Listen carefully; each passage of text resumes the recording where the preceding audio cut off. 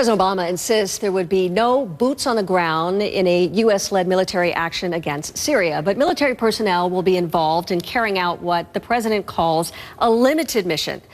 Scott Holcomb, he served as an attorney in both Iraq and Afghanistan. The former Army captain is now a Georgia State representative, and he joins us now. Thank you so much for joining us here. You have a very unique perspective, in a way, because, I mean, your experience is such that you followed and you were a part of the lead-in to both Iraq and Afghanistan. Does the president make his case? Does he make a sufficient case for a military strike in Syria?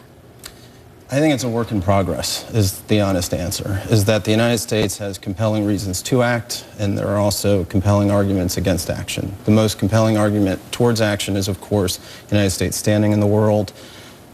Everybody agrees that there were atrocities that took place within Syria. They're wrong. There needs to be accountability for that.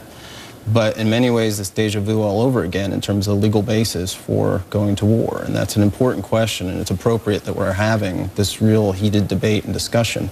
I think the biggest point that needs to be resolved is, what is the end game? What is the ultimate outcome of this conflict? And I think the president needs to articulate that a little more stronger for him to garner more support. Do you think when he talks about no boots on the ground, is that a guarantee? Is that something that he can guarantee, or is there always that risk of mission creep? There is a risk of mission creep, but I think the political establishment would keep that from happening. I also think that institutionally, the armed forces would very much make it clear of what is capable and what isn't capable. And one of the things that's going through my mind in this discussion is I worked on the pre-planned target sets for Iraq in 2002 before we invaded and then during the war.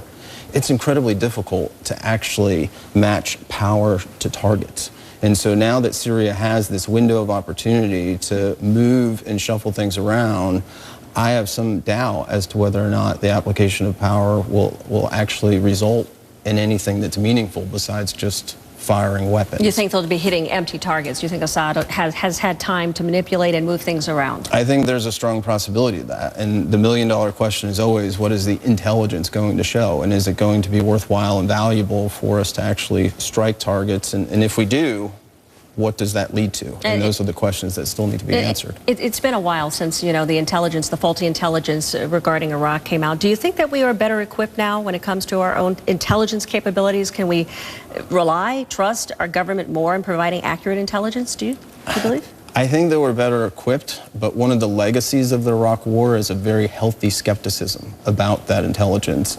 And that's true internationally, and it's also true here domestically as we're going through this. The people just don't know if we can trust the information that we have. All right. Scott, thank you. Sorry we don't have more time. We'll bring you back. Thank you. My pleasure. All right. Ahead on the newsroom, many political insiders believe that Hillary Clinton's Iraq vote back in 2002 eventually cost her her shot at the presidency. Well, now, more than a decade later, could supporting a strike against the regime in Syria have the same effect? We're going to take a look.